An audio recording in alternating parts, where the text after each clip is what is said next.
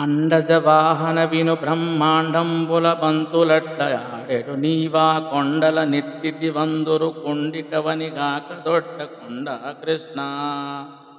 అండజవాహన విను బ్రహ్మాండముల బంతులడ్డు ఆడెడు నీవా కొండల నెత్తితి వందురు కొండిక పనిగాక దొడ్డ కొండ కృష్ణ. ఓ కృష్ణ, పక్షి అయిన గరుత్మంతుడే వాహనంగా గలవో సర్వేశ్వర, వినుము. సకల లోకములను బంతుల వలె ఆటలాడేట నీవు మందరాది పర్వతాలను ఎత్తిన ఆడవని చెప్తారు. అది నీకు బాల్య చేష్టయే అగును, కానీ అది నీకేమి కొండంత పనియా కాదని భావము. తరువాత పద్యం.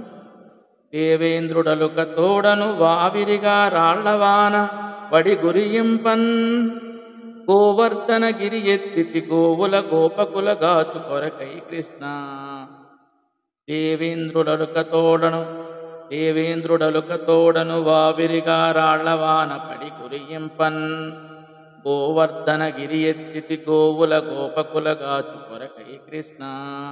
ఓ శ్రీకృష్ణ, దేవతలకు ప్రభువైన ఇంద్రుడు కోపంతో ఎడతెరిపిలేక వేగంగా వడగండ్లవాన కురిపించగా గోవర్ధనగిరిని నీ చిటికెన విరేడుపై గొడుగువలే పట్టి గోవులను గోపాలులను సమస్తమును రక్షించినావు అని ఈ పద్య భావము. ధన్యవాదము.